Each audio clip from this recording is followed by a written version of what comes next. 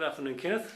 Good afternoon. I'm Kenneth Zhang, 18 years old, currently studying at Alba Japan International School and in the GLD diploma.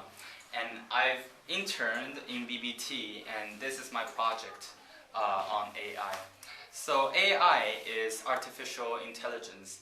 It is, as the name suggests, is artificially, which is human-created intelligence.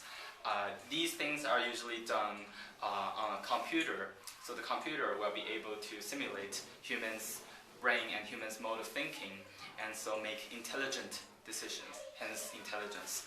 So my project mainly concerns of machine learning, which is a subsidiary section of AI.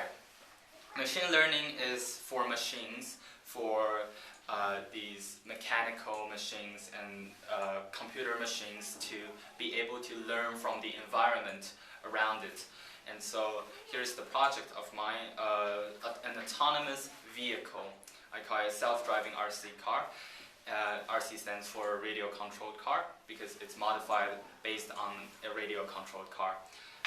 So the car will be able to drive around without human intervention because it is controlled by an artificial intelligence.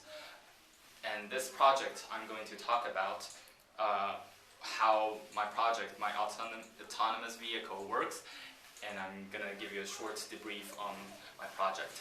So, this project consists of 3 parts mainly. It's not a difficult project. The 3 parts are very clear and understandable. The first part is the car.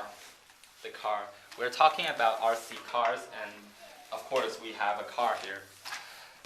The car is it receives environmental stimuli from its environment, and we want to drive this car based on the data it has. What happens is, I call this a visionary system. So it receives vision and it receives data from its surroundings. Just like we human drivers, we need to see the road in order to drive it. So here we have this prototype I built. You can see that this car has a weird device mounted on top of it, and this is a microcomputer.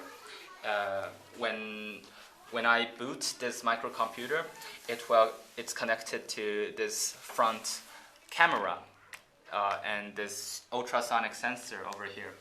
What happens is when this microcomputer is on, it will receive the image captured from this camera and the distance calculated by this ultrasonic sensor. And how ultrasonic sensor does that is by sending sonic waves to the front, and when it meets, for example, some kinds of obstacle, it returns the sound wave back, and it calculates the distance between the obstacle and the sonic sensor, because the sound wave has a velocity of 343 meters per second. And so this thing is a camera. What happens is this camera records the video footage in front of it in a certain resolution, and it feeds this video image captured to the microcomputer, which is connected here. And when I run a certain program on the microcomputer, it will send the information from this microcomputer to a PC, which is our central AI system here. Because of the wireless Wi-Fi connection that is implemented on this microcomputer, we can send this information wirelessly to my PC. So what happens is my PC will be able to receive the video image and the ultrasonic distance calculation from this car component to my PC. And from there, we will use the third system. So this is the second system, called the calculation computation system whatsoever. And we have the image now. We can receive the image from the car to the PC, and this allows we to do the third part of the system, to incorporate the third part of the system, which is to actually control the car. So we can see the surroundings of the car now, but if we can't control the car using that PC, it would be redundant. It would be difficult and messy to operate this. So this is the control system, the third system. What we have here is the original controller of the RC car. It is connected.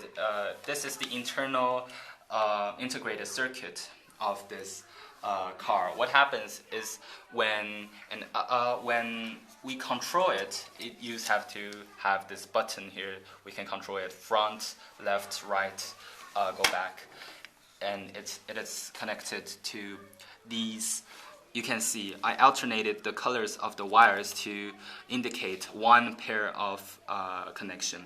This connection probably stands for, I don't know, back, and this pair of connection that I solder onto this panel is probably front. And this can be left and this can be right. So what happens is I use an Arduino microprocessor, a development board, to send electrical signals from this microprocessor to the breadboard, and using this optocoupler device it acts like a switch, just like a button, a hand press button. If you press a button, it's just like using this optocoupler. So the electric current will go to this part and will run into the optocoupler, activating this switch. And when this switch is on, the car receives this information. The car receives this electrical signal that it needs to go back. It's reversing, and this sends a radio wave and is detected by the car itself. So hence we can drive the car using this way. And so this Arduino microprocessor can be connected to the PC using a USB. And so I will demonstrate now that if I connect this control system to our computational system, we were able to drive this vision system forward, backward. So here you can see this computation system. There's a few lines of code here. It's some Python code. This one is the author is Zheng Wang, who created this program, and I'm borrowing it to demonstrate the purpose of this. So if I run it, it runs, and then what happens is when I press keys, it will be able to move around the car. Sorry, it's just not wrong. Right. So when I press it, it will be able to move around. For example, right now I'm pressing forward. It will go forward. And if I press backward, it will go back. And if I press it right and left, you can see the respective action motion of the wheels. So you see when it's driving forward, it has a sort of jerky motion. And when it drives backward, it doesn't have it. This is because I used a special method of controlling its speed called pulse width modulation. What happens is that the pulse width modulation restricts the car's speed by going rapidly between go, stop, as you can see if I demonstrated. If I press go, this car will go, but it will act like it's go, stop motion. This decreases its average speed, so the car travels technically and theoretically slower compared to how it's coming without the pulse width modulation. So with all these things, we can control the car using the keyboard, and we have the video feed on our PC. We will be able to train a model of artificial intelligence on this computer. But it takes a lot of time. So for the convenience, we will demonstrate it in a series of images. This is just like this PC. I'm running it from a kind of Anaconda prompt, which is a form of command prompt, what happens is if I input a series of instructions here, it will start to train its AI using images we got from the vision system. You can see that here we have 3,492 images, JPGs, taken from the system, and each of these contains 38,000 pixels. So and then this starts to train, and then epoch means how many times it trained over the entire data set. And step means basically how many images it has trained within the percentage of that. The higher the loss, the less accurate the car drives by the AI. And the lower the loss, the AI drives the car better and more accurately. So loss is a way of indicating how badly it's driving the car and making decisions. So we have here, you can see that as the epoch and step goes up, the loss goes down. And when it reaches some point around the 12th epoch and at step 340, it reaches the lowest loss, which is indicated here, 0.589.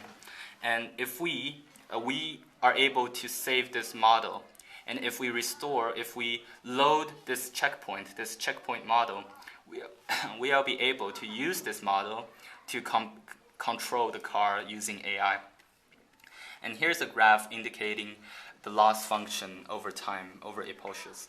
That is, it starts from a very high loss because everything is randomly generated, the data, actually the way of controlling it, and then it decreases to a certain point, indicating this is the best way of controlling the car, and then it bounces back because of some mathematical nuances.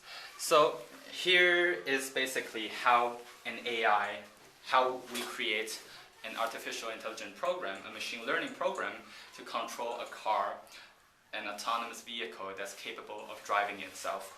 And it consists of 3 systems and is relatively simple. Thank you.